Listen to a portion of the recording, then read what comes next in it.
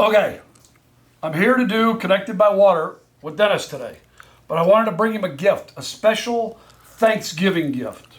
And I came up with an idea, seeing as how he is sort of an artist. I don't know if you call this art, but that's what it's supposed to be.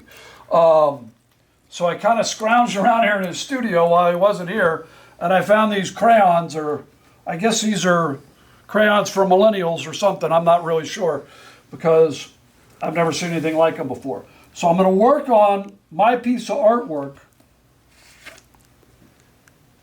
Nah, I don't like that color. For Dennis, and I'm going to give to him as a gift. I'm going to do him a turkey painting. While you guys are here watching me, I'm going to do my turkey painting. And I learned this as a child. I've been working on this for years. So here we go.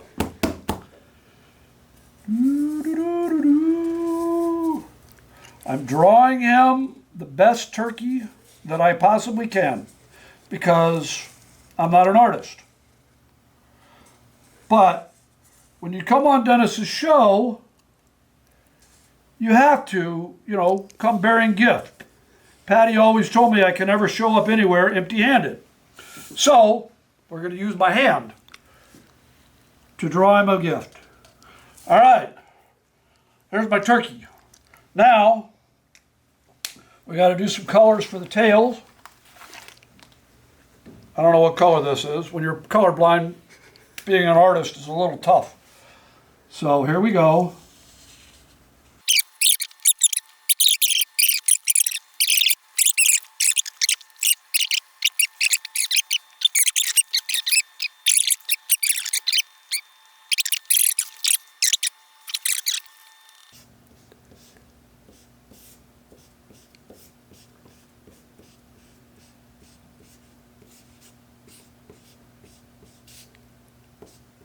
I spell that right? All right, I think this is a beautiful piece of art.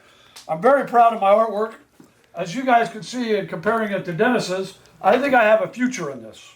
I've started this when I was a young child, and I learned how to do this, and I think I think Dennis can help me maybe perfect it a little bit. And I brought this because it is Thanksgiving. We want to wish everybody a happy Thanksgiving and God bless. And I'd like to present it to Dennis now. Hey, Dennis, come on in here. About time you showed up, by the way. You ready to do the podcast? I brought you a gift because Patty, she told me you don't ever show up anywhere without bringing a gift. Oh, Patty's wonderful. So I brought you a gift. Here's your gift. I wanted you to see my artwork because I am a true artist like yourself. This I don't know what to say. Is awesome. I love it. Thank you so much. Now, I'm sure that there's going to be room on the wall or somewhere for it. I'm going to bring it home. Oh, okay. Liz is going to love this. Come on, let's do the podcast. All right, let's go. I like the blue. Well, yeah, Blue, you don't think of blue sometimes.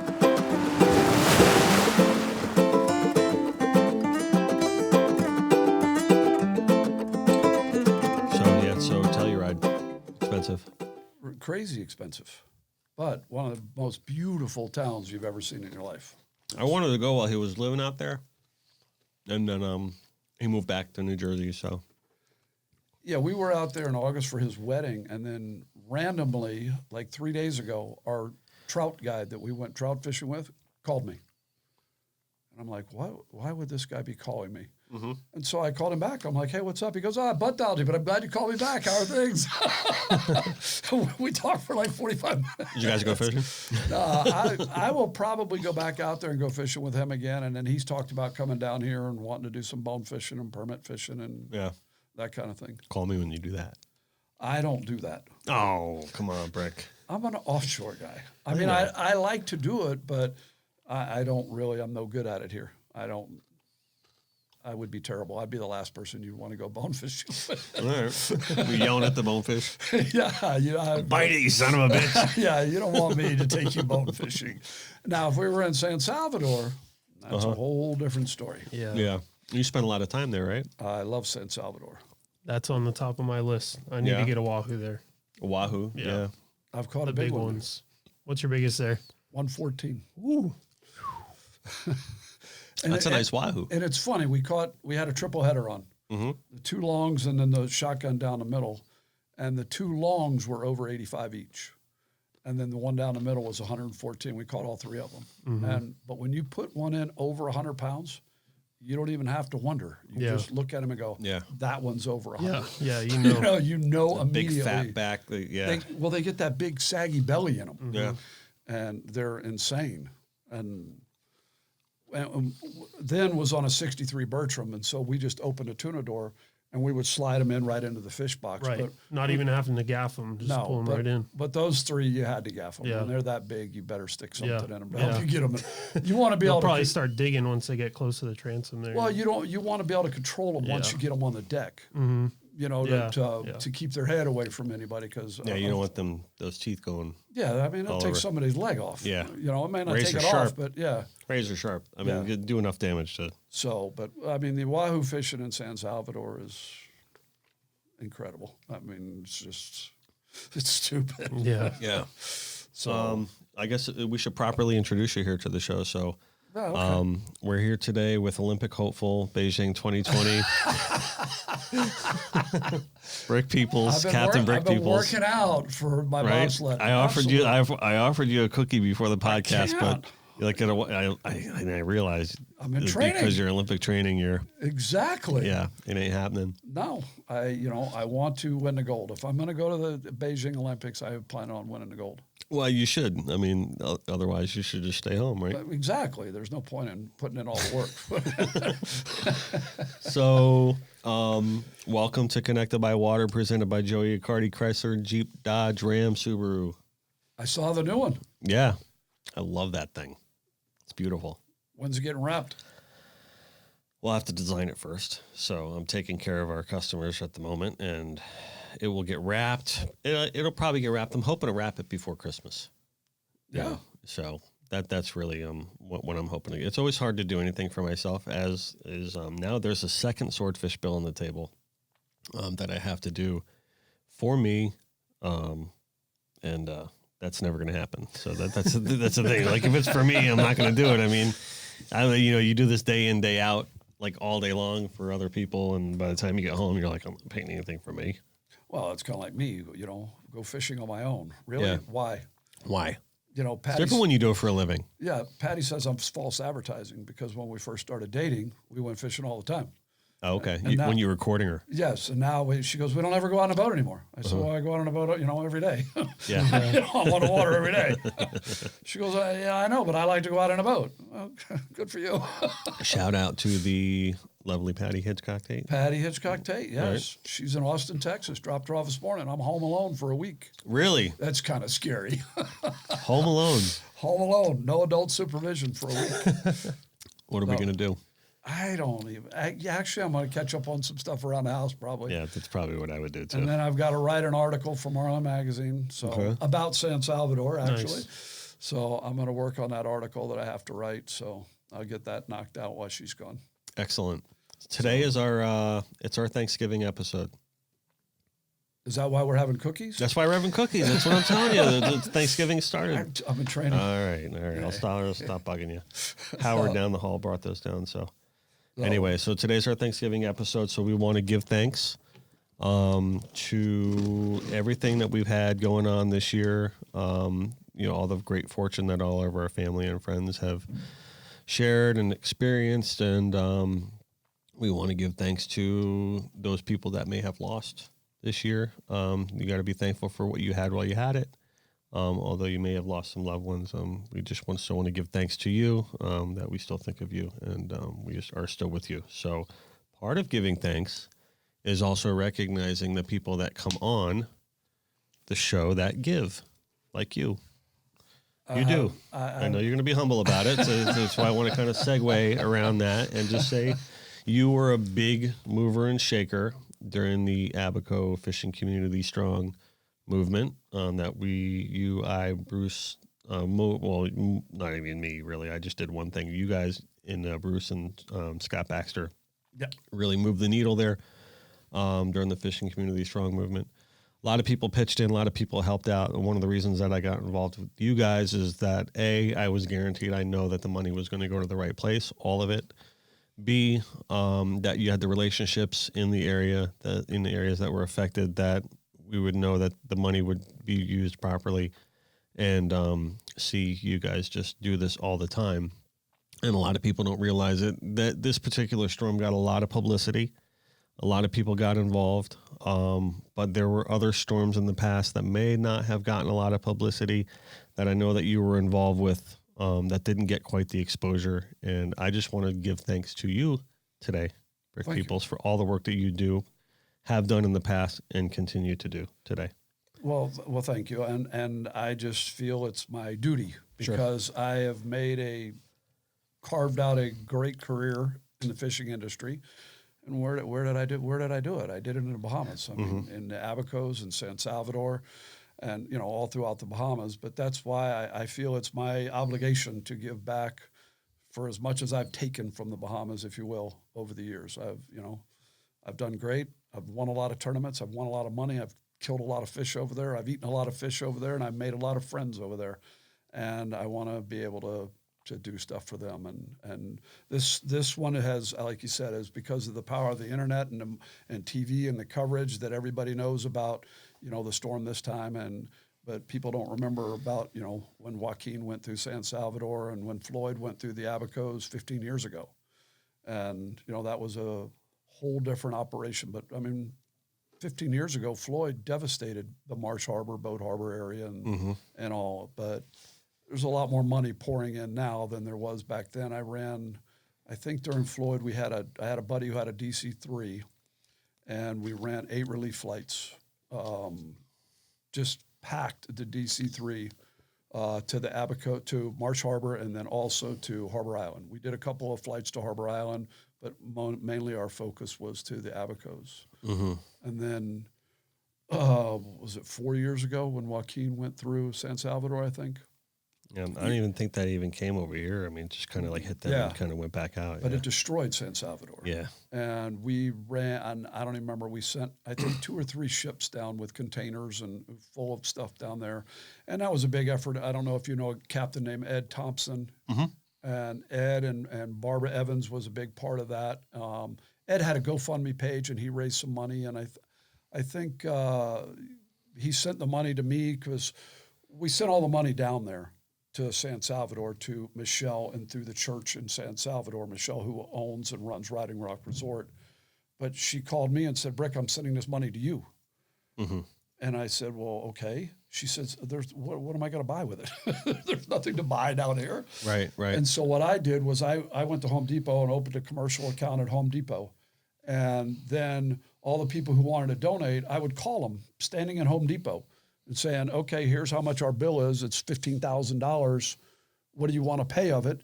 And it would be, I want to pay $2,000 of it. Okay. And I put him on the phone with the Home Depot employee, and they'd take all his credit card information and take it off the, and make payments on the bill. And that's how I did it that time. And I'd say I raised probably over $100,000 for down there and all the stuff that we sent down there. And then, and then this time it's been monumental. But every time that I've done it, and I can't talk about it without giving a big shout out to the Church of God. Yeah, absolutely. The Church of God is incredible what they've done for us. And when I called Ron Sanderson, who's one of my guys at the Church of God, my cousin and her husband have a Church of God, and they're pastors in the Church of God. And both my uncles were pastors in the Church of God. But their relief efforts and their emergency efforts are just incredible. And when I called Ron, he said, Bric, I got 100 tractor trailers ready to go. You tell me when you want them. And that's where Scott became so critical to all this. Was Scott was able to receive a lot of these tractor trailers and get the containers in, load the containers, or empty the tractor trailers, load the containers, and then get them up to the ships to get them on. So it's a huge effort. And I guess I have a pretty big part in it, and I've been doing it for a long time. And the reason is just because I want to give back. I've done a lot. No doubt about it. I remember that when we got involved with you, you and Bruce were the reason that I got involved, and my full trust in knowing that everything was going to be handled properly. It was a big responsibility for us to do the run that we did, but it was an even bigger responsibility to decide what happens with it. Yes. So, I had full faith and security in what was happening over there with you guys. Everything that we've done for this particular, disaster has gone through the Miami Billfish Tournament, which is a 501c3 that Bruce has been involved with forever. And now Scott is the director of it, and he runs, the 501c3 and everything. So you knew you had faith in me, and you've known Bruce for a while.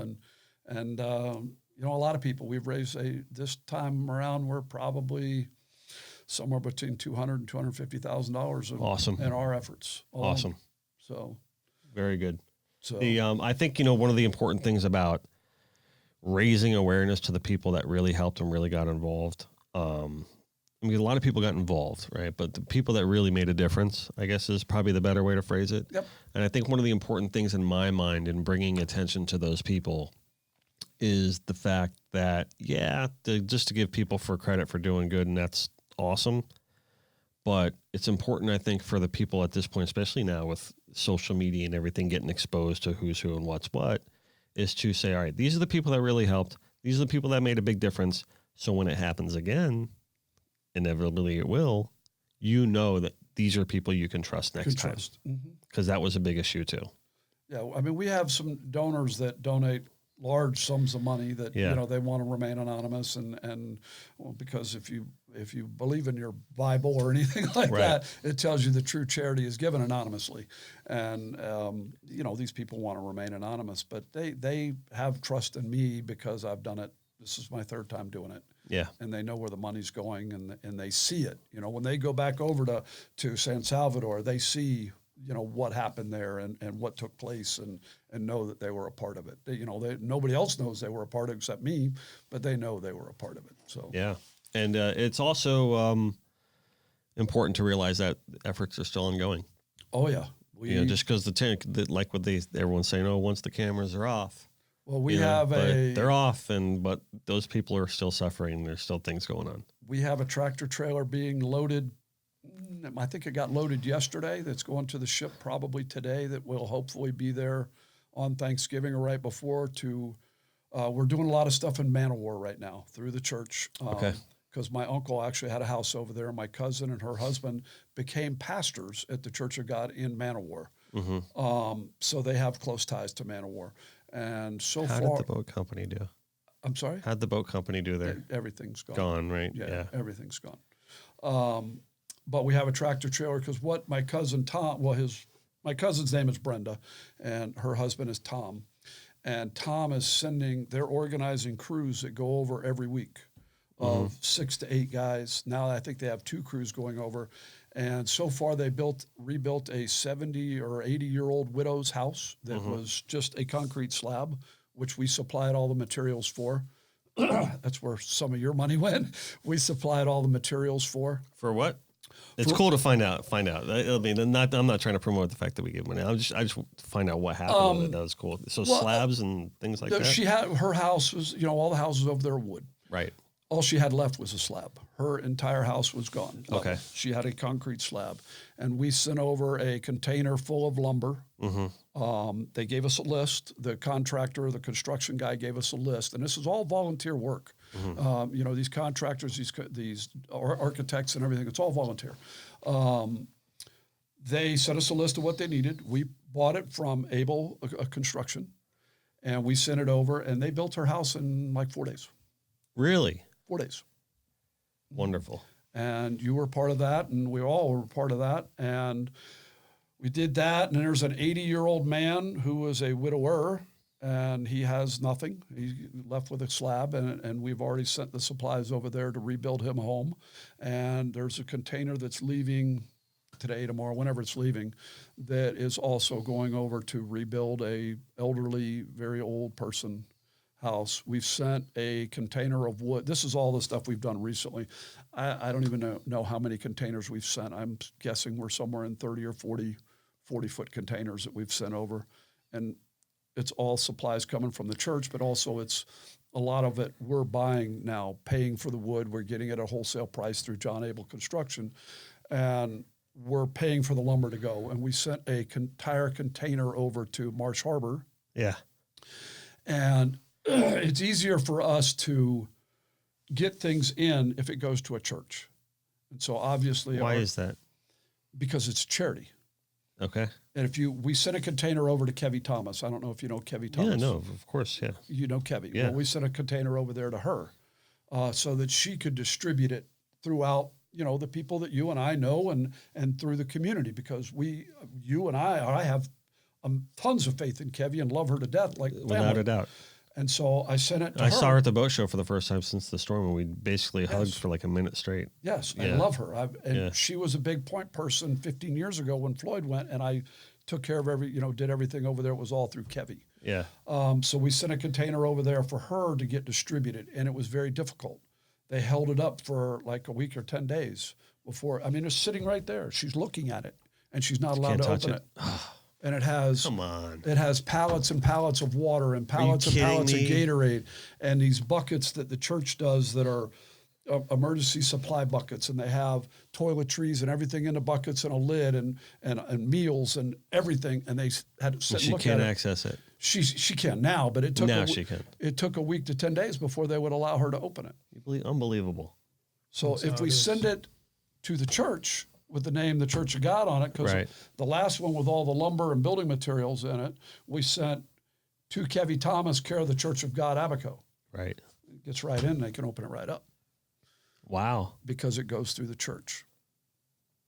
So the church has been the Church of God, and their all the relief efforts are amazing, and it's all 100% is donated, and everything is any monies that are raised and everything is 100% going to the people. Yeah. I mean, as you know, when we started this, we worked with some people, and then there was going to be some money taking out, and now it's not. I will never be about that. Yeah. Every penny goes to the people. Well, like I said, I mean, the whole thing was for me to be with you and Bruce, right from the get-go, and that's why it was like, yeah, all right. So we just went with that. Yeah, it's just everything's got to go to them. They need it, and no doubt about it. It's all about helping others, and and once it gets there, it's cool because with going to the Church of God, it's going to the right place, and the people with the right perspective that are going to say, okay, we got nothing, so no one's going to pocket or profit that, and and at the end of the day, though, they're getting supplies, and they distribute it. And I know the first container, once Kevy was able to get into it, stuff went to the Church of God there, it went to the Catholic Church over there, and it went to the Episcopal Church over there, and that way it gets distributed through the churches, and if we can't trust the churches, we're in trouble. Yeah. Well, you got that right. So everyone's been telling all the stories about what they've been seeing over there, and we don't really need to go into that. No, I don't want to go. People have asked me. No, people, even some guys that have had come into the studio before the podcast that are in the know and everything like that. They're like, I got some videos on my phone. You want to see them? I'm like, nope.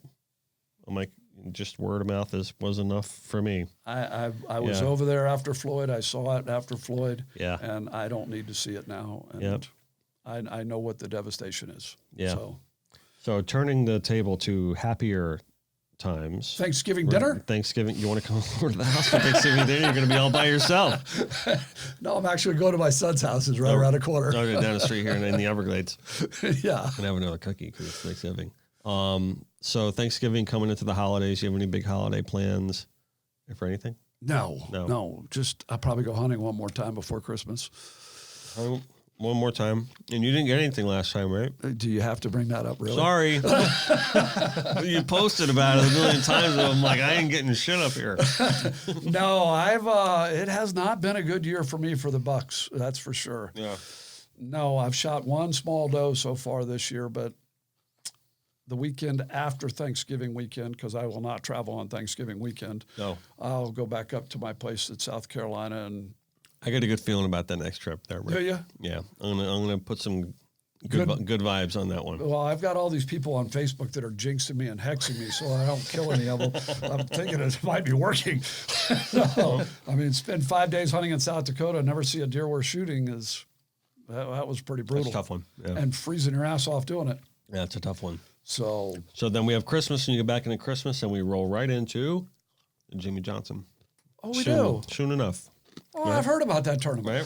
You know anything about that tournament? A little bit something about that one. What is that? That is... Oh, look at him. He's busting out his notes. Why? Because I don't want to say something wrong. Nope. So I'm sorry if I'm chewing on the mic here. So we're looking at the first week of March. I don't Right? know. March 3rd, everything starts because that's my birthday. Yay. March 3rd through the 7th. Yep. Yep. March 3rd through the 7th, and it is at the brand new hotel. The that brand looks new like guitar a guitar hotel It looks at like Hard a guitar, Rock. right? Yeah, man. And it's going to be crazy and fun. It's going to be huge. Is what it's going to be. Best yet. And we got some special things planned ourselves for that one this year, and some new things that we're keeping on the down low for now. Nice. And we'll have that new wrap truck parked right out front. I will have the new. Yes, I will. Right.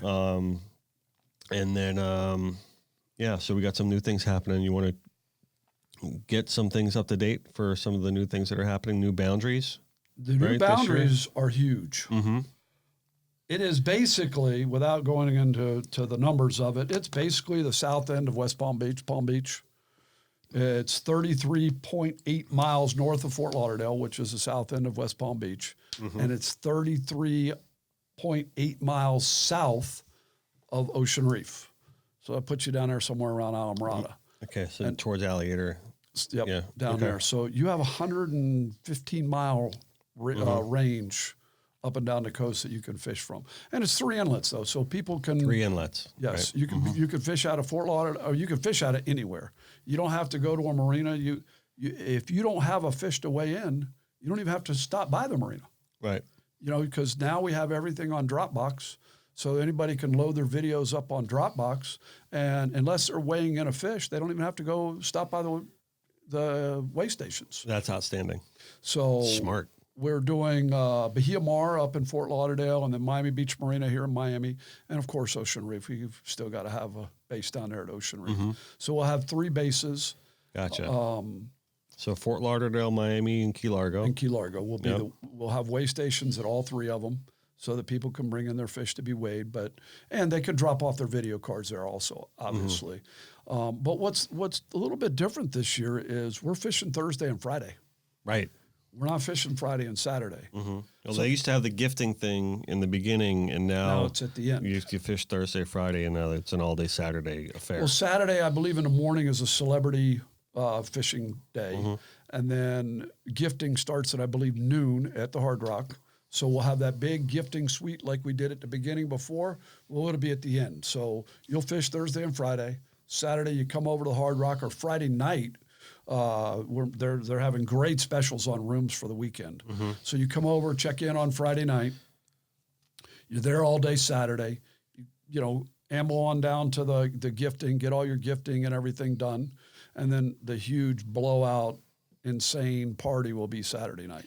Are they doing the Celebrity Pro-Am Awards at the party on Saturday as well? I believe they roll, because that would be kind of cool, because before there wasn't a lot of exposure to that, unless you were actually in the Pro-Am, which they used to do that on Wednesday before. Mm-hmm. So it's kind of interesting that they're moving that to the Saturday. I think it's kind of cool. It's going to be cool. Yeah. Because it'll give it a little bit more meaning. Mm-hmm. Before it was just, we're doing a Celebrity Pro-Am, and then we did a big party at Ocean Reef that night. Right. So now everybody should be together, and it's going to be a huge blowout party. Absolutely. And it's still not too late to enter. Oh, no, it's never too late to enter. So they should go to jjfishweek.com. They can enter now, and they need to. I mean, if people are still kind of on the fence, riding the fence, they need to get in and pay their basic entry now. Right. And, lock in while they can still get some discounts, because after the first of the year, discounts are over. Right. We can't, Mm-hmm. So, for sure. But and there's a lot of money in meat.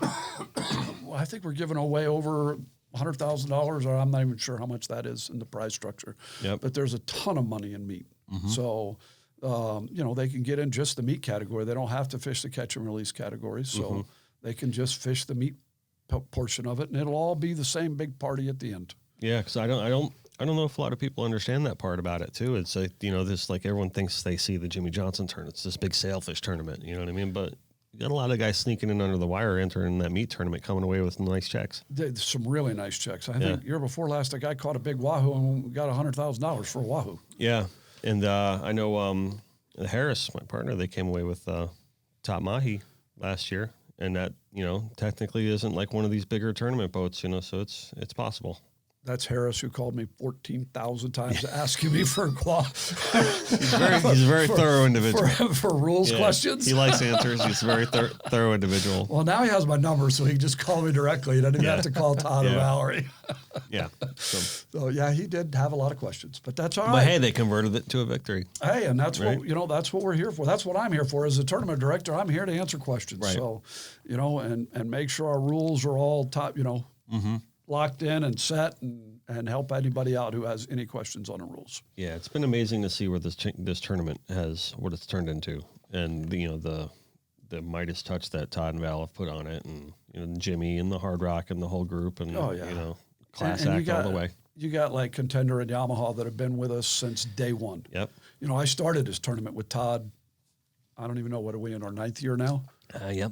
9th year. I started it with him 9 years ago. Mm-hmm. He got my phone number from a friend at the gym, and he said, "Oh, this is the guy you want to talk to. He does, he does tournaments." Yeah. And so Todd called me up, and I started with him. I wrote all the original rules and everything when we started 9 years ago down at the big gym. We've been with the tournament the whole way since too. Yeah. You guys have been there the whole time.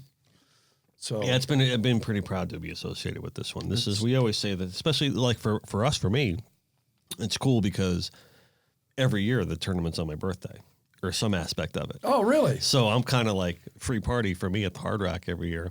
It's kind of the way I see it. It's going to be a big one. Yeah. So, it's a lot of fun. I know we've got all kind of events happening throughout the whole week, and I believe there's going to be like drinks and everything served at each one of the weigh-ins in the afternoons. And Papa's PR is a big sponsor. Papa's PR will be everywhere, and it's going to be a blowout thing. And I believe we have 92 boats signed up already. 92. 92 was what I was told last night. Fantastic. Now, that's not all in the catch and release division. Not all, right. That's some that are, in the meat fish division, but it's 92 boats. So I expect that's going to rise too fairly quickly here. Yeah, if I had to guess, and it is strictly a guess, I would say we'll probably get up around 115, 120 boats overall. Not just catch and release, but for everything. I would think we'd be up there around that. Yeah. So. Absolutely. I mean, if not just a party at the Hard Rock alone. The party at the Hard Rock is just ridiculous. Yeah, it's a lot of fun. And I mean, I'm one of those non-drinking people, and I still love it. Yeah, I mean, for those that have not been or seen it, it's quite the scene, quite the spectacle, and it's the painted ladies are always nice it's to over look the at. top. And there's fire involved. There's mermaids involved. And it's I think last year we had probably over 1,000 people there. Yeah. I mean, when you're throwing a fishing tournament and have a party for 1,000 people, you've done something. It's crazy. Considering where we came from, it's quite the accomplishment. And Todd and Valerie are just amazing at all the events that they put on, and they've done an amazing job with this. I'm just happy to be along for the ride. Yeah. The speaking of ride, how long have you been a captain? Oh boy. I'm not trying. I'm just. I want to give a little backstory on you here. Can you elaborate on that? Like, we're not going to get into too much of the Olympic training, but we're not going to. Well, we can because that's all under top secret. Top secret, right? Yeah, we can't talk about that. We do have some pictures to prove it. Well, I grew up on boats. My dad always had boats. We always fished. My first trip to the Bahamas, I was 2 years old when we went to Bimini for the first time. My first professional job was in 1976. I ran a 53 Hatteras, and I was 17 years old, I think. Good on you. So I've been doing it professionally since 1976. Mm-hmm. I'm one of the few people that are alive, other than Jimmy Lewis.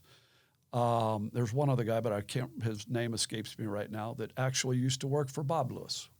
Okay. The guy who makes the kites and world famous Bob Lewis, Hall of Famer and all that. I used to mate for Bob Lewis years and years ago. So I've been doing this a very, very long time. It's a pretty good pedigree. So most of this is in the Bahamas. Yeah. Or mostly. Right? I fish a lot. I used to fish a lot out of Miami. When I went away to Florida State, I came home after the first year, and Dad said, "You're not going to sit around on your ass and do nothing for a year." And he called his buddy Frank Godwin, who owned a Sunny Boy 3, which was a charter boat over on Key Biscayne. And he said, "Oh, it turns out my mate has to leave, and I'm looking for somebody." He said, "Tell him to be here tomorrow morning at 5:30." So I went to work on a charter boat for a year. And you were how old? I was 18, 19. I was out of high school, so. And then I went back to college, went back to Florida State. Back to Tallahassee. Graduated with the intentions of going to law school. Got accepted. Law school? Yeah, I got accepted to go to law school. Really? Yeah. And then the boat I was working on, I was a mate on a 54 Bertram called a Real Estate. And the owner said, "The captain's getting fired." I said, "I don't even want to talk to you. That captain still works here. I work for him. I have nothing to do with any of this." And he called me a week later and said, "Well, the captain's not here anymore." I let him go. I said, "That's unfortunate." And he said, "I want to sit down and talk to you." And I said, "Okay." And I went in and talked to him and said, "I just got accepted to go to law school. And I just got married." This was in 1984. And I just got married recently. And he says, "Well, I guess you have a decision to make." And I decided to go fish the world. Wow. That's, it's really kind of funny how life's made up of those moments. Yeah. I mean, because imagine it could have gone, I'm sure the other way would have been fine. Oh, too, my dad was not very happy it didn't go the other way. They were not pleased that I did not go to law school. You know who's like that too is, Amanda and Emily, the twins that we sponsor here at the studio that are on the D.Friel team. They were pre-med. Yeah. They ran track at University of Miami. They pole vaulted, and pretty much they love fishing and say, "No, we want to just be charter captain. We want to fish." That's and that's it. You got to follow your heart. And I've eked out a humble living out of it over the years. I think I've done okay. I've won a lot of tournaments and gotten to go to some really cool places and fish and caught lots and lots and lots of fish. So yeah. So it's been a great ride, and it's not over yet. So yeah, no, not over yet, for sure, certainly not. But that's interesting, though. I mean, with the whole pivot of decisions. It was one day. Because a lot of times, sometimes I wonder that sometimes too. Where when I was like 17, 18 years old, I was having my work hung in galleries and in wild fish collection. I've told this story 1,000 times. And I experienced some early success in this industry here. And my dad sat me down. At the time I was working in the surf shop and, I was completely happy. It was probably one of the happiest times of my life. Working in the surf shop, painting fish. You got responsibility. No responsibility, no mortgage, nothing like that.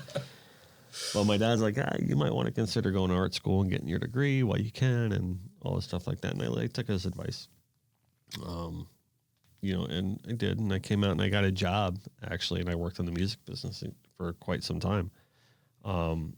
And for a while there, I really regretted that decision because I was like, oh, here I am. All I do just want to paint fish, and I wanted to follow my heart. And I'm like, man, imagine if I would have just stuck with that the whole time, and it would have been.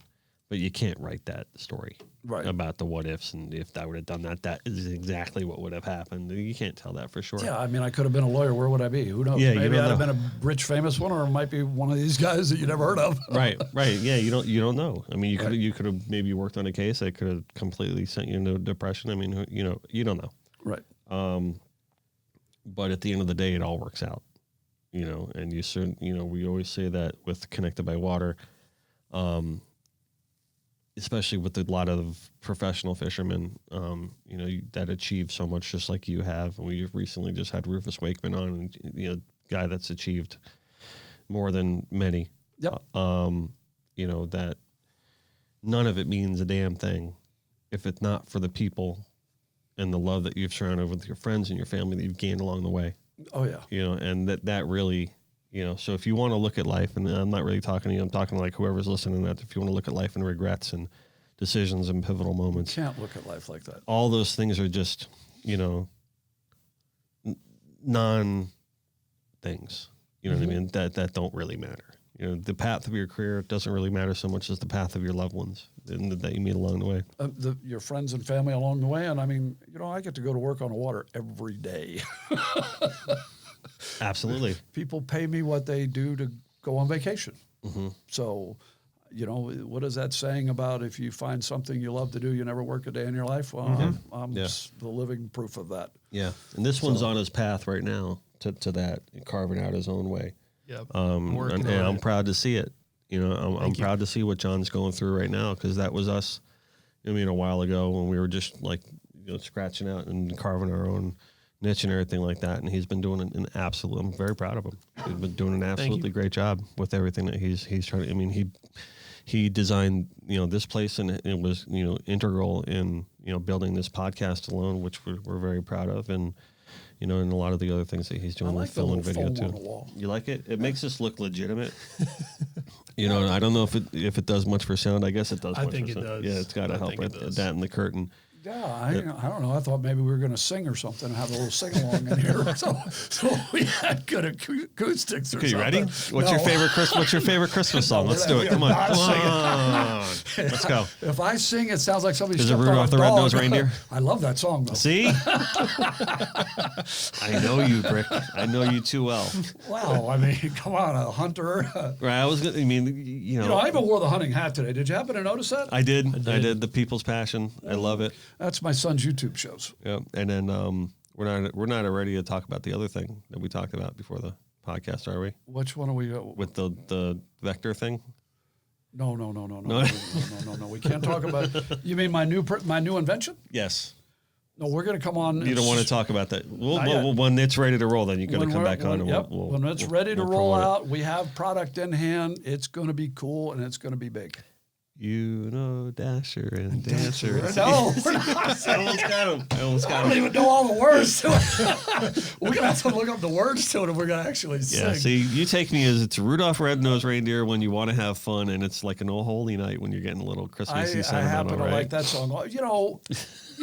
A lot of people would never believe this about me, but I'm actually somewhat of a religious person. So you think? I do like the religious song. Yeah. Well, I grew up in, around pastors. That makes two of us. So yeah, I grew up with my cousin, and we went to the revivals and the camp meetings and all that with the Church of God growing up. Right. We used to go to church camp every summer, and so I have a religious background. So. What's your denomination? Is it Baptist or just Christian or what is it? Well, I'm actually not a Church of God. I believe they're Protestants is what it's called. Okay. But I'm actually Lutheran. I grew up Lutheran. Okay. Yeah, my mom and dad were Lutheran. My mom helped found the Christ the King Lutheran Church down in South Miami where I live. Okay. And that's what I grew up. But both my uncles and now my cousin and her husband are in the Church of God, which I think is Protestant. Okay. They're the ones who stand up in a service and go, "Oh, hallelujah, hallelujah," and that kind of thing. And we're us Catholics. We're like, we're just going to come here. We're going to do our time, say our things, and we're off actually, the Lutheran religion. I used to teach Sunday school. I know that'll be a shock for you. My father's a deacon. Is he? Yeah. I taught Sunday school for a few years for junior high kids. The junior high kids were the ones that were too young to be in the big church, but they were also the ones that didn't necessarily want to be at church at all. Right. So, but their parents still made them come. Yeah. And so they gave those to me because they said, you know what, you can handle them. Really? Yes. Wow. So I taught Sunday school for a while.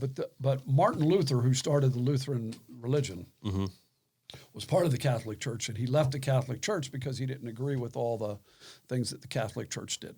Right. And so that's where the Lutheran religion came. Yeah, it was an interesting time around that era because you also had the Henry VIII situation and with the Pope not letting him get the divorce and the things like that. And so then Martin Luther ended up getting the support of Henry, which was huge for that. But at the time, there were some things going on in the Catholic Church that who knows there's still things going on in the Catholic Church. I think there's things going on in every organization. Yes, I don't think. I mean, we're Catholic. My family's Catholic. We were raising our kids Catholic.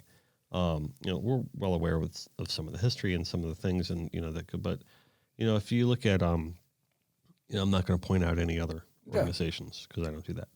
But if you look at a lot of the different religious things that are going on, whether it's a Christian religion or there's Judaism or whatever like that, there's things and stories you'll find them everywhere. I mean, you're talking about organizations filled with large amounts of people. things are going to happen. Yeah, in all walks of life, not even just in religion. I mean, there's Right. That's what I mean. Like you're talking about in all walks of life, and in organizations where you have any swath of lots of people, you're gonna. Well, there's bad apples everywhere. But I do believe that raising your children in a good religious, Christian, Jewish, or whatever your religion is a good starting point for them. Both my kids went to Christian schools. They went to Westminster Christian School down in Miami. And I think it's a great foundation to raise and have your kids turn out good. Yeah, I agree. You know, my kids are now, both, I think you know both of them, Richard and Brett. Yep. They've both turned out phenomenal. So, yeah, it helps with giving one a good rules on having a moral compass, and because I think a good religious background and also a good sports or athletics is one of the best things that any kids can do and get into in school. We do have a rule in our house, like you always have to at least be playing a sport. Yes, you should. I don't care what sport it is. Find something to play, and that you like. Both my kids learn the essence of teamwork and Both fair my play. Kids were and baseball players. I coached baseball for 13 years. I played a lot of baseball when I was a kid too. Did you? Yeah. I coached at Westminster for 8 or 9 years down there. Westminster in Fort Lauderdale? No, in Miami. Oh, Miami. Okay, Christian. so did you coach Danny Cannell? But Danny Cannell went to this Westminster. No, I coached their what did I coach? I coached their middle school team, their freshman team, and then their JV team. Yeah. For 8 years back. I would do different ones every year, and then I also helped out on the varsity team for a couple of years. Yeah. So. I want to actually give a shout out here on this. I just kind of realized this because we brought up my father in this whole thing and being a deacon, Catholic Church, and everything like that. My father turns 86 on Thanksgiving. Wow. Yeah, and he recently had a stroke. Oh, I'm sorry. Yeah, so I want to, and I haven't really talked about this publicly a lot. It's been a tough thing for my family to deal with. It's been a tough thing for my mother to deal with, and in particular. But it's my dad, and he's turning 86. And we opened the show with saying that we want to give thanks. You know what I mean? And I'd be remiss not to say something about that. You know what I mean? Going into his 86th birthday, this is my show. So I'm going to talk about whatever the heck I want to talk about. Yep. Right. And it's been a tough year. You know what I mean? Especially recently with things like that. So. But he's a great man, and if I'm going to give thanks for anything, and I say this completely choked up and trying to maintain my composure, I'm going to give thanks to him. Very well. And I just wanted to say that. I don't know why I wanted to say that, but maybe it's cathartic for me to open up about that. Because we all have things in our life that we're dealing with. That we may not understand. And people always say that, next time before you yell at someone or before you're mean to someone, understand that person might be going through something that you might not understand yourself. You never know what somebody else is going through. You never know what people are dealing with. You're fortunate to have your dad to, 86. That's the thing. I lost my dad. He was 82, or he would have been 86 this year, I believe also. He was, we lost him 4 years ago. And let me tell you, it's horrible. Yeah. It's horrible. It's really, I'm very thankful that, and my mother's 85. You know what I mean? I'm very thankful that we have both of them. They're very loving and giving people, and I can't stress that enough. You want to know where this whole giving aspect in my life comes from. Yep. I mean, it's directly from them. I mean, that you talk about being raised with a moral compass, and having that foundation, that base about you. I mean, that matters. Parentally, that matters. Was your dad in the military? My dad was in the Air Force during the Korean War. So was my dad. Really? They had to know each other. Yeah, my dad was in the Air Force during the Korean War, towards the tail end of it. And it's so funny that there was, he actually was stationed in Italy, and there was a paperwork mix-up, and he was going to be sent right to Korea. And he actually ended up getting sent to Italy, but then the war ended, not too long after. Like and so he spent the rest of his tour in Italy. He was classically trained as an opera singer while he was there, and he brought that back, with him. And then he met my mother shortly after. What did he do in the Air Force? He landed planes. He worked in the tower. My dad. He probably landed my dad. Your dad was a pilot? My dad flew the B-47 bomber and carried the hydrogen bomb around. Really? Thankfully, during the Cuban Missile Crisis, he sat on the runway at Eglin Air Force Base in Florida with the engine running, waiting for the phone call. Come on. Yes. Are you kidding me? Nope. He sat on there with the engines running, waiting on that phone call to go drop the bomb. And wow. Thankfully, it never came. Wow. Now, if you ever drive up 95 in Georgia? Yeah, absolutely. Okay. All the clay hills and everything you got to go but past? as you're going up 95, right before you get into Savannah, there's a Army museum on the right-hand side. Okay. And there's a B-47 bomber sitting right out there on I-95. Is that his plane?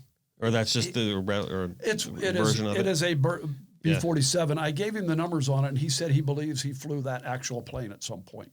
Really? Yes. And I've been to that museum, obviously, and climbed all through the plane. They let you climb through it and everything and seen it and all, but yeah. You know, it's funny. I always kind of regret never serving. I had reasons at the time, and with art school and military, it's kind of like two kind of polar opposite things, you know. So when I ended up choosing art school, probably for the better at the end of the day, but well, I can't really say for the better, but I kind of always regretted not taking that step, you know, in some kind of military, particularly because I wanted to follow in the footsteps of my father, right? You know, aspect of it. But then, you know, even shortly right around when I graduated high school, we were in Desert Shield, and whatever, but it never happened. So now that I'm kind of like, you know, with the Mint, the U.S. Mint, I'm kind of feeling like maybe I can serve my country a little bit, you know, by designing the coins for everybody. But you know, so it's kind of. I didn't know you were designing coins for the men. You didn't know that? Yeah, I'm a artist for you, one of 27 artists in the country for the U.S. Mint. Seriously? You didn't know that? I thought you knew that. I told you this. How would I know that? I don't know. We're friends. That's how you might know it. I don't know. All right. Yeah. All right. Well, yeah, I'm an artist for the U.S. Mint. So in a way, I'm able to, you know. So what coins have you designed? Well, it's new. It's just happened this year. I've been designing. I can't talk about any of it. Oh, that's. It's the U.S. government, my friend. They're very nice people, and I can't talk about it. They are? Yes, they are. at least the Mint aspect of it. Okay, well, that's good. They're really a great group of people. Now, can you tell me, maybe you can't, do you do coins or bills? It's a paper currency is a different department. Gotcha. Okay, so, all right. Yeah. When are we going to get to see these coins things? And metals and different things like that. Yeah. So shortly, when I'm able to. Do they send you down like a pallet of samples once they're done? No, I don't know how much I'm allowed to say about it, to be honest with you. So you might have a lot of questions. I might have a lot of non-answers. That's okay. I just wanted to know if we get free samples. No. I mean, I can get you, coins, but it would just cost me money. No, I'm just looking forward to seeing it. I'm out of my looking forward pocket. to. Yeah. Hey, I know that guy. I hope that there are promising things on the horizon. Well, that's pretty cool. That's probably the best way I can put it. So that's unbelievable. What an honor. Yeah, no, it's cool. So I thought you knew that. No. Yeah. Okay. Yeah. So you must have. So we're giving thanks. We're giving thanks for all the good things that have happened this year, right? And we went through the hurricane thing. But there's thanks to be given for that. I mean, obviously, this tragic moments happened, but we can give thanks for the efforts that everyone kind of pitched in and the resolve that a lot of people shown. A lot of it coming from both progressive and conservative communities, which was nice to see. That people coming across the aisle and putting politics and things like that aside for a brief moment in time. The outpouring of giving has been incredible. Mm-hmm. I mean, we literally had to turn stuff away at times because we just couldn't handle it. Mm-hmm. We just didn't have any more room. We actually, at Scott's, you've never been there, but he's got a big warehouse that he does his business out of. His business was shut down for probably 3-4 weeks because his entire warehouse was full of pallets of supplies. And then with some of the money that we've raised, we had to rent a warehouse space across the street from him just so that we had places to put stuff. Yeah. I mean, I think we only rented it for a month maybe, but just so we had some place to put overflow because tractor trailers were just pouring in from the church. And we're like, Ron, stop. You gotta give us a chance to, catch up here. Yep. And he's like, once it's in motion, it's hard for me to stop it. We were a collection center here, and I at one point had this whole front room filled with stuff. And they're like, "Oh, we're going to bring that over to Bric and Bruce and Scott." I'm like, I don't think they need it. You know what I mean? I'm like, so I just put it somewhere else locally here, so we just save ourselves a drive over there. Yeah. But I'm like, I think they're full. Yeah. We had so much stuff coming in. It was incredible. We still do. Yeah. But now Scott has been incredible with this, with his logistics. You know, he has the knowledge and the expertise that now he has it down with the shipping companies that you bring the container on this day, the tractor trailer arrives that day. He hires some day laborers, skilled day laborers. Mm-hmm. They unload it from that tractor trailer into our containers, and then they pick them up and they take them. And now I think he's more like a freight forwarder than anything else. Once it comes in, it gets unloaded, then loaded, and then sent out, so that we don't have the backlog. And Good on him. Scott Baxter, you're a good man. he is a really good man. Yeah. And you're a good man. And Bruce is a good man. You are. Come on, Scott. And, Bruce and all the work that he does in the community is just phenomenal. The stuff that he does and continues to do for the GPS community. Oh yeah.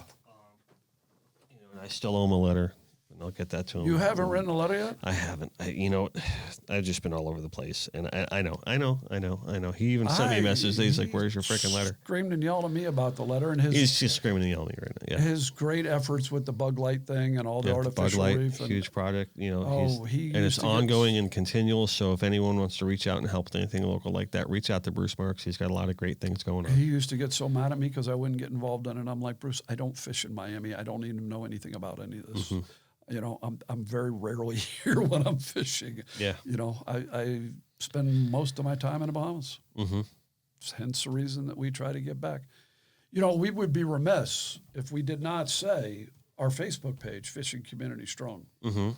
And that Patty Tate is the one who started that There you go. and got it all out. The lovely Patty Hitchcock Tate is the one who, when we decided this was the way we were going to go, she's the one who started all that and got all that organized. I'm glad you for us. brought that up, because if we went through this entire episode and did not bring her up in this respect, I would have just felt like a heel, because behind every great man, and in this case a handful of them, there's always a great woman, and indeed. She is unbelievable. Yep. Smartest lady I've ever met. And all the work that she does too with Todd and Val for the tournaments, and she's right there at the Seafood Fest, and yep. She is incredibly smart, and I honestly don't know how I made it so long without her. Yeah, you're a lucky man. I am. So we're thankful for that. I am very blessed. Right? Yes. Yep. So she is awesome. I'm gonna miss her for the next week. Yeah. Shh, don't tell her that though. So, John, what do you have to be thankful for? I am thankful for a lot of things. I'm thankful for my friends, for my family, for the people that have helped me along the way to get to where I am now and that continue to help me. Stump me. Yeah. Yeah, I stumped him. I like stumping John every now and then. Yeah, He's over there taking his notes. There. I'm thankful for John and all this great work he does on the show, and Thank you. the copious notes he takes, and the great job he does editing down the show and getting everything done in a timely manner. What's he writing down over there? Or is I'm he just writing- drawing pictures? I'm drawing pictures. I'm writing to make my life easier after. I'm writing timestamps of where I need to cut, because See how hard he I'm filming with 3 cameras, so I have to go in and make all the cuts and place those clips in there. So I'm writing timestamps We got where it I easy. should make those. And All we got to then- do is show up and talk, and then he's over there working the whole time. And then writing notes on different images and video clips and stuff, where to plug them in. So just making my life easier. Otherwise, this would take days to do. He doesn't ever afterwards. want to be on camera. No? No, so I just call him John in the corner, because he doesn't ever want. Why Do you don't want to come on be the camera for a second? It's not that I don't want to be on the Hey, camera. come here. I mean, I've got a face for radio. Don't put the tripod. You can at least pull it off on it. All right, we're bringing on John in the guys. corner for the first time. Is this the first time? Hey, it's John. This is what he looks like. I feel honored to be here when John came on the camera for the first time. I'm glad that I was able to help bring that out in him. Yeah, You know? absolutely. So Absolutely. it's awesome. So, You want to go hunting? yeah, I do. I didn't even know you hunted. I don't. I gator hunt. That's it. You know who you need to talk to? Who? Ron Sanderson from the Church of God. Yeah. That's what he does. Well, actually, I was talking. We had Andy on not too long. Andy Moyes was on. That right? guy's a legend. He is a legend. I Andy's love the that man. guy. Dude. You kidding me? Andy's the man. We had him on a couple weeks ago. And he's like, I'm like, Andy, I want to go hunting with you. He goes, all right. I know he's thinking in the back of my head. He's like, No. No. He's But he thinking says no. yes. He says yes because we're friends. He's But thinking kind in of his like, head, I'm he's not going, bringing you no. hunting with me. You're going to scare all the animals away. You're going to fart or sneeze or do something, and they're going to go run. Yeah. But no, I was actually going to go hunting in Tennessee with Harris in a couple of weeks, but the trip's full, and I'm like, that's fine, because it would have been my first deer hunt. But we're going to go, I think it's February, something like that, to go turkey hunting. Oh, that's going to be more like middle of March to Maybe. April. Maybe March. Yeah, Spring. Yeah, in the spring. Yeah, so Spring gobbler season. There you go. See, I don't hunt. We go up to my place in South Carolina. Plainly every apparent year. now. Yeah, we go up there every year for turkey season, and I haven't killed one yet. So, Yeah. So, but I'm for sure doing that. So that'll technically be my first hunting gun experience. hunt. Well, you get a bang stick of gator, but you know what I mean. A real hunting. Are you going experience. gator hunting? Yeah. Who are you going with? Well, it depends when we get tags and whatever. But I go with my buddy. Chris Meek. Nope. He's mate there on the flight plan. He used to go mate under Casey Hunt, and Keith Bonifay, BB. A couple of captain buddies of mine. I went on the very first gator hunt when they delisted them from the endangered species list, and then they decided to open the hunting season back up. I went on the very first one Really? with a guy named Bob Freer. And back then, when they first started doing it again, they gave you 15 tags, but they only gave out, I think, 20 people got 15 tags. And the first night we went out and killed 7, I think, the first night. Yeah. And then I videotaped it. I did his job.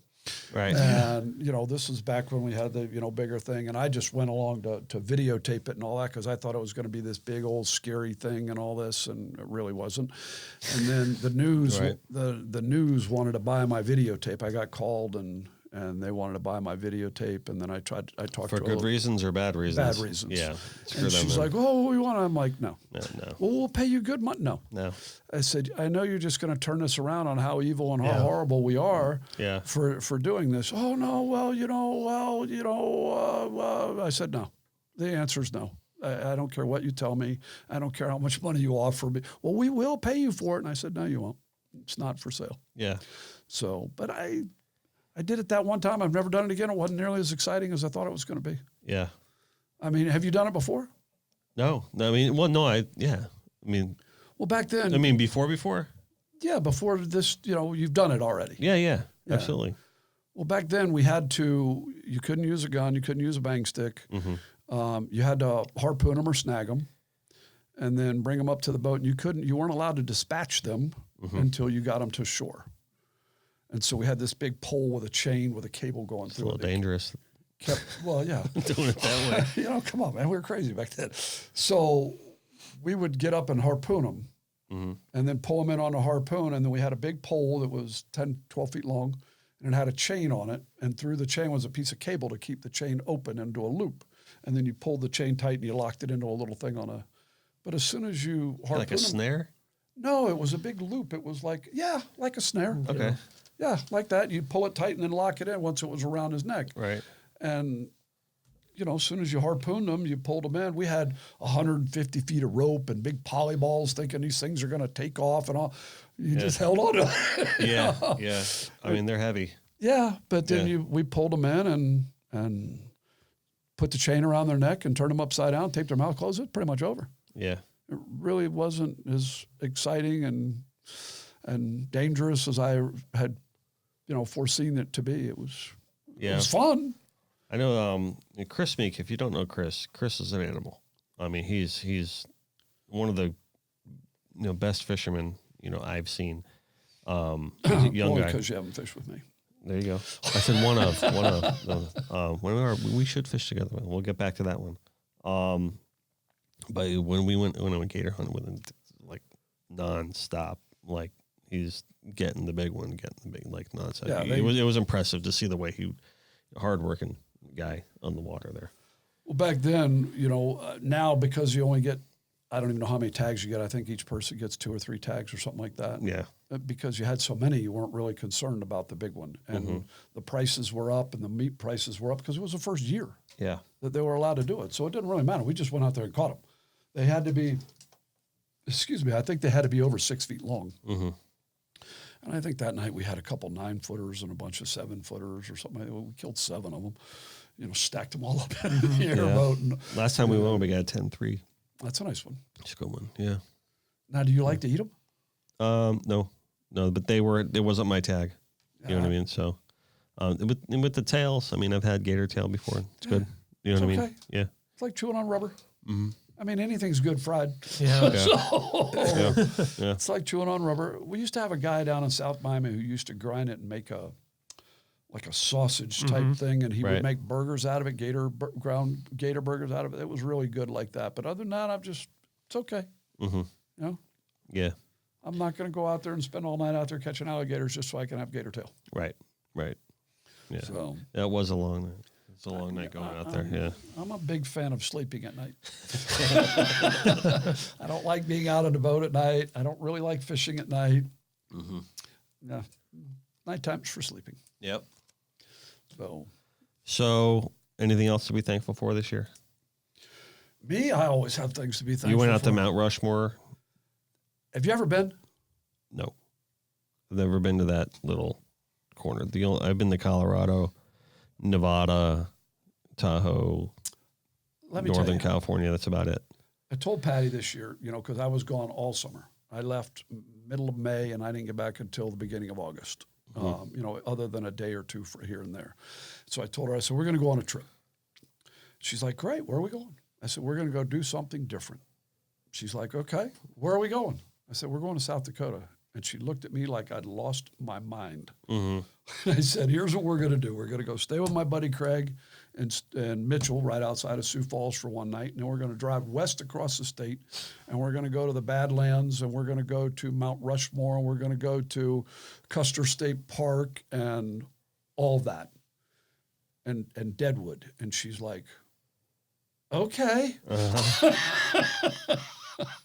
So we're going to stay in a cabin up in the mountains at Custer State Park, a place called Sylvan Lake Lodge. And she's like, okay. One of the best trips we've ever taken ever. She absolutely loved it. I'm sure she probably had over 1,000 pictures she took. Yeah. When you go through the Badlands, they say it takes you between 2 and 2.5 hours to go through the Badlands. It took us 6. Because of just all the photography and I mean, we had a buffalo in Custer State Park where you saw the pictures on Facebook or the video rubbing up and down on the front of the rental car. And I'm like, excuse me, I don't have insurance for that. You want to get off of there? It's because they knew you were in the car. So it was one of the best trips ever. Yeah. And Mount Rushmore, you've seen the pictures, you've seen the postcards, you've seen it all. It is nothing like being there. Yeah. You just look at it and go, oh my God, people actually carved that by hand? Is it really big? It's huge. Huge, right? Huge. I mean, you can't even describe it unless you see it, how huge it is. Yeah. And we were lucky enough to meet in the... I'm not going to drop the joke I wanted to just say right there. Probably wasn't a good one. No. We were fortunate enough to meet the last surviving member who worked on the sculpture and was one of the carver. And he was a grouchy. Didn't he just pass away? He died yesterday. Really? I saw something. Did you post that? Was that how I found it? Okay, that's how I found out. He was the grouchiest, grumpiest old man you've ever met. He would not shake my hand.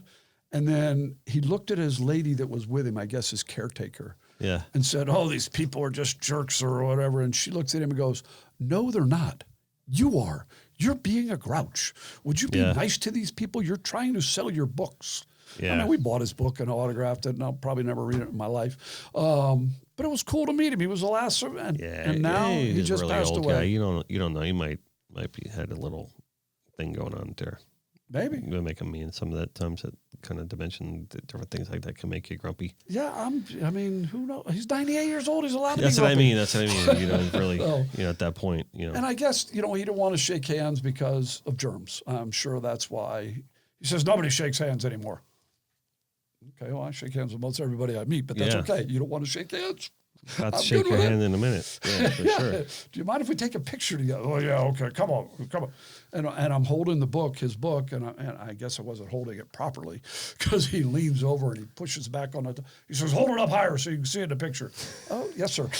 Wow. Real disgruntled artist. He was a little grumpy. But you know what? I got to meet him, and I'm glad of that. I'm thankful for that, and he just passed away yesterday. So. He didn't realize he was in the presence of a future gold medalist. I mean, No, he probably didn't know. I try to keep that quiet. So, but if you ever get a chance, the Black Hills of South Dakota is one of the coolest places in this country. yeah. No, I've been wanting to get to that region. It's a big, bikers place out there because of Sturgis. Sturgis is all right there, and the Deadwood. They did the movie about Deadwood, and it's just a really cool fly fishing out there for trout and brown trout and all that kind of stuff was amazing. Yeah. And it's just gorgeous, gorgeous country out there. So if you ever get a chance, be sure to go. I will. Definitely. But they say don't go when Sturgis is there. Yeah, I wouldn't go It's for that. Are you insanity. kidding me? Yeah, that's like, yeah. Yeah. No.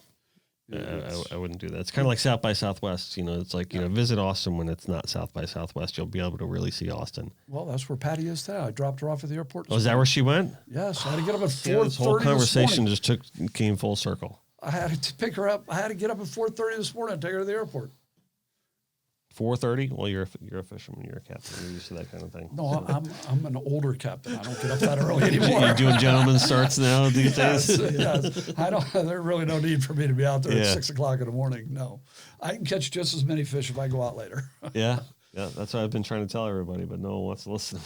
You just tell them they got to be better fishermen. That's it. Exactly. Yeah. Yeah. You got to be able to catch fish all day long. So you got to be out there before the sun comes up. I'm like, oh, you don't know how to catch fish at 9 a.m.? Exactly. You got to be a better fisherman. You got to be able to catch it all day long. Cool. Well, listen, we have a lot to be thankful for, So it's right? We're very blessed. fortunate to be here, period.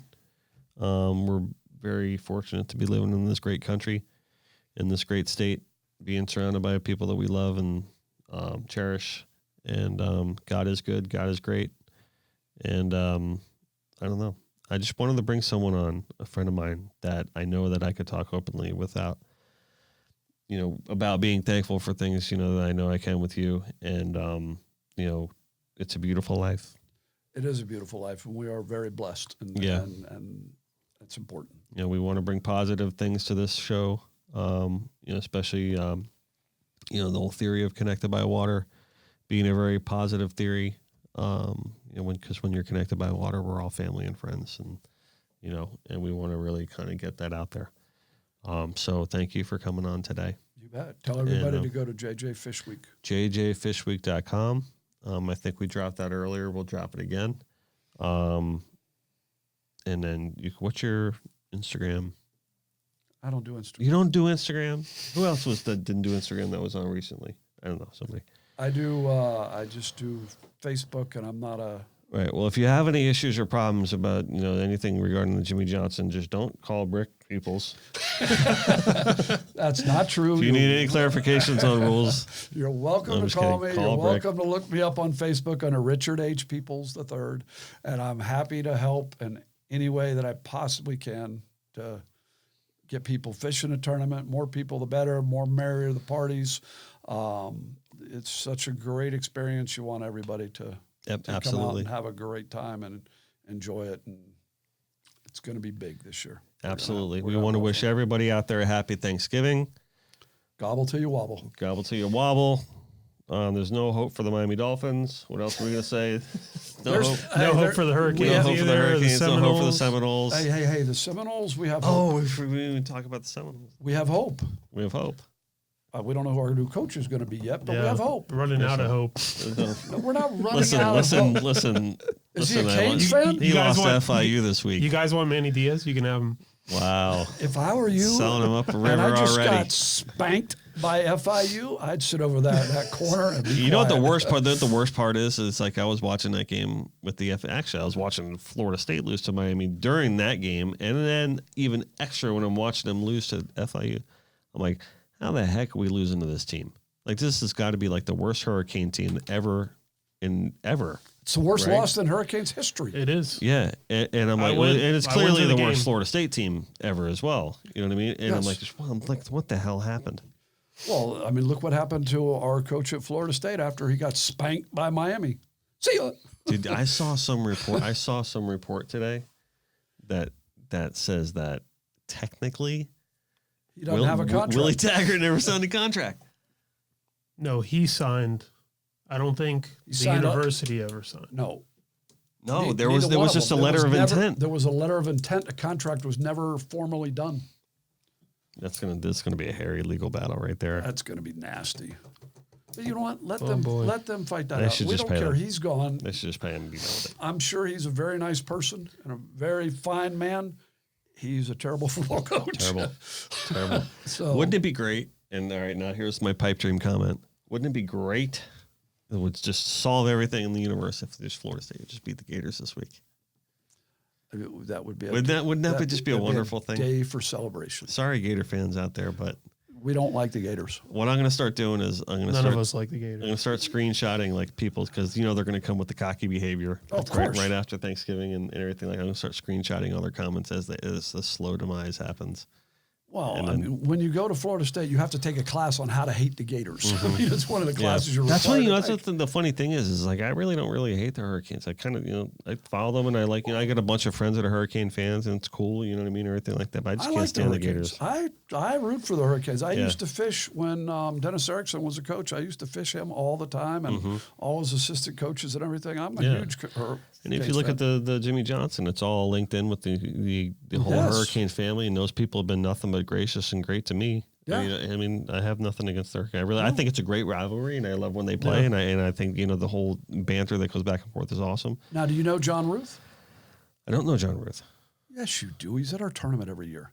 John He's there Ruth? he's there with the Hall of Fame. See, he has all the memorabilia and items and all that kind of stuff. I know what you're talking about now. And he used to be used to be the Ibis, and he was the other one, whatever the other one's called for the football team, and The Harry Cane? Yeah, the Harry Cane and Yeah. all that for the baseball team. He's actually my cousin.